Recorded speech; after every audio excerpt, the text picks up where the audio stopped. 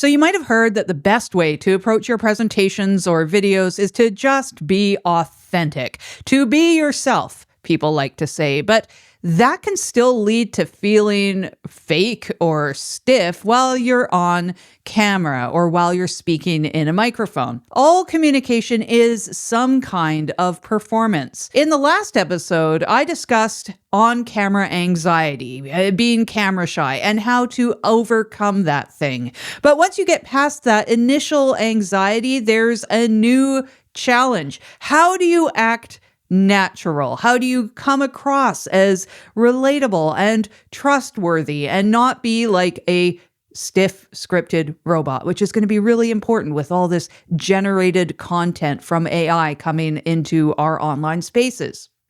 So that advice to just be yourself or act natural is to be a human on the screen. But what does that mean? It's kind of vague, really, and not overly helpful. And what you're about to find out is that presenting to a camera is a performance, even if you're just yourself. But it doesn't mean that you have to be fake. So in this episode, I'm going to borrow a concept from the world of acting to help you build an authentic on-camera persona. You won't be creating a fake character or some different alternate version of you. You will intentionally select genuine parts of your personality that best serve whatever audience you have and your goals for your character. I'll also talk about the difference between performing for a stage and performing for a camera or a microphone while defining your own unique business character. And I've developed a free downloadable worksheet to help you with this as well. So this is the human internet theory, and I'm your host, Jen DeHaan. I have a degree in education, and I went to film school, and I've been working in tech in various capacities for decades. In the past decade, I got into stage performance and comedy as well, and I'm merging everything together that I've learned into this show to help with making things in a sea of generated content. So you'll learn different ways to communicate and connect as a human in a very crowded internet space. Make sure you stick around because I'll walk you through a simple framework that you can use to define your purpose and goals for every single video that you create, which is useful to reduce anxiety and deliver a very clear and confident message. Before we build your on-camera presence, we need to redefine what acting is. And that mental shift is important because it will reduce that fear of being fake and shallow or robotic and allow you to be intentionally authentic as yourself. So Sanford Meisner, who's a well-known actor and acting teacher, said, acting is behaving truthfully under imaginary circumstances. So at its core, acting isn't about pretending to be someone else. Good acting is about having a defined context and then expressing yourself truthfully within that context. When you perform as yourself or on camera for your customers or your students, you're doing exactly that. You're still speaking from your true and authentic self, just within the specific context of educating or connecting with your audience, human to human. Now, let me give you an example of that. The version of me that you're hearing right now is my genuine self, but it's also my kind of semi-energetic educator self. I'm not going to walk into my kitchen and make dinner with this same level of presentational energy. Where's the pepper? That's a great question. Now, when I look for pepper, I like to start looking in this cupboard. I mean, that would be weird for everyone. And this version of me here is quite different from the version of me that's, say, also walking my dog or talking on the phone with the bank or something. None of these things are fake versions of me. They're all authentic parts of me, just kind of adapted for different contexts. It's about like putting on the right hat for the activity. So you're not creating a fake persona. You're just putting your actual persona into the new context of being on camera, speaking to a specific audience. So if you own a business installing heating ducts, your goal is to figure out how to present your authentic, knowledgeable self in a way that engages your audience, whoever they are. You know who they are. So you just need to ask yourself, What's your presentational, educational version of you that's appropriate for these people watching? And you might not be doing presentational, educational content. You might want to have a more conversational self for some of your videos. I'm going to do some videos that are much more conversational instead of ones like this, which are educational. So before we get into developing the character, we need to understand the medium as well. So your on-camera presence also needs to be different from your in-person presence, even if both of them are presentational or educational. So another example, I used to teach dance fitness and do community theater on a stage. Now, that energy up on stage in both of those contexts, even if I was doing something similarly educational up on stage, like going over class safety elements or how to stretch a glute or something, it was still a lot different from how I would present it here on a camera screen. So a camera is an intimate medium, just like a microphone and a podcast. It's really close up. It picks up nuance. So you need things to be a little bit more subtle when you perform. Like your facial expressions can be smaller than if you're on a stage and trying to hit the back of the room. Your volume can be lower.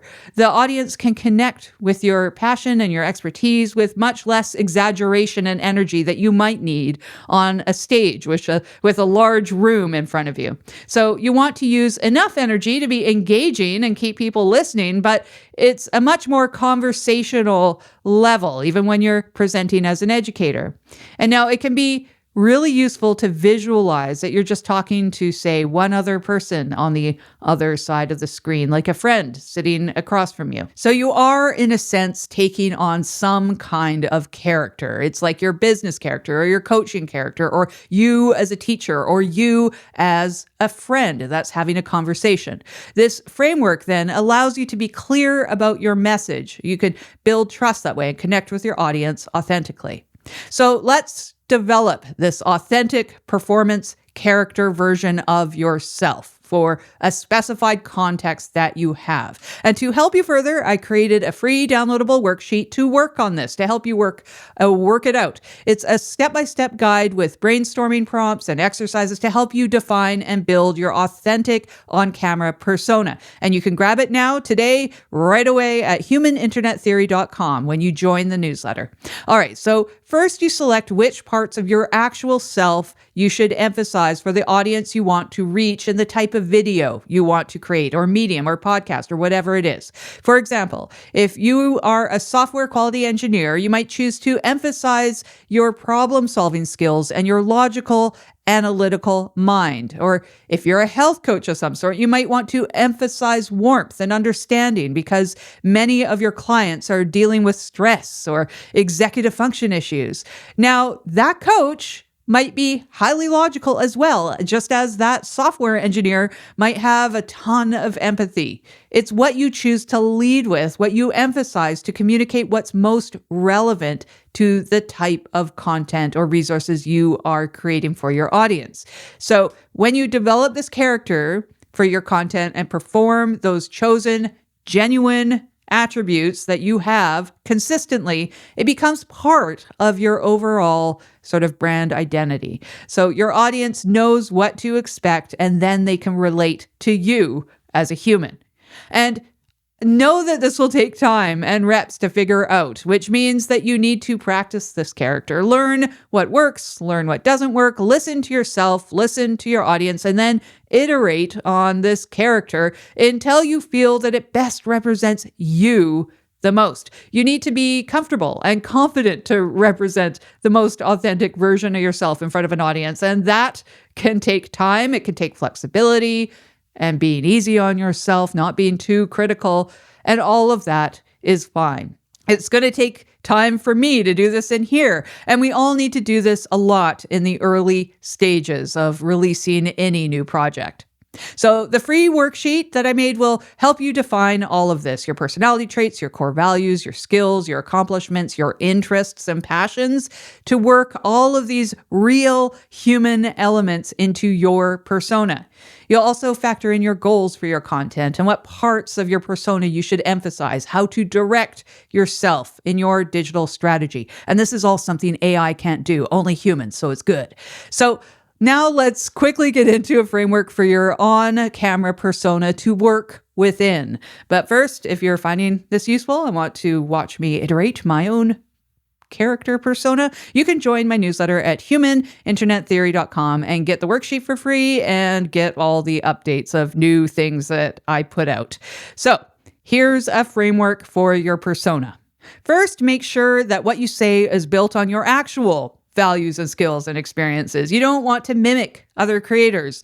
You want to be yourself. That's what's going to help us when we get more and more of this generated content out there. So use them for inspiration, but build this from your own identity. What do you value and what have you accomplished? What are your passions? Second, focus on what you genuinely care about. What is your purpose? Why should people trust your voice, right? They're going to trust a human voice more than an AI voice. So let's emphasize that. If you chase trends or try to go viral to a very wide, diluted audience, your persona and your framework might need to be watered down then to appease that wide audience. And you can leave that to the AI generated content, right? So this human approach instead focuses on the people who will actually care about what you care about.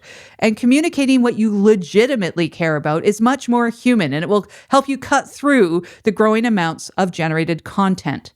And third, make your persona relatable and real, right? That's what this is all about. Tell real stories. Get comfortable with sharing or showing your imperfect experiences. You don't need to be overly polished because AI is going to get better at generating that polished content. And people crave real human connection and will do so even more and more as it gets rarer online.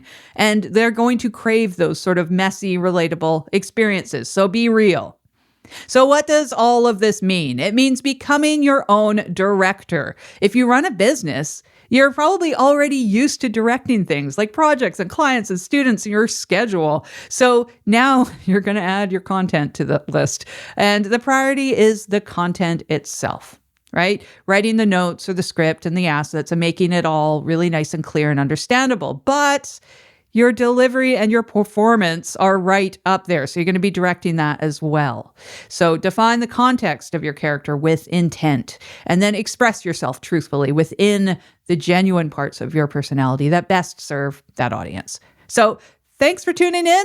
And to put all this in action, don't forget to download that free worksheet that I made. It will walk you through all of the steps we discussed here today, from identifying your core traits to defining your purpose, so you can build that character that feels genuine and also very human for your audience. And you can find that download at humaninternettheory.com. All right, bye for now.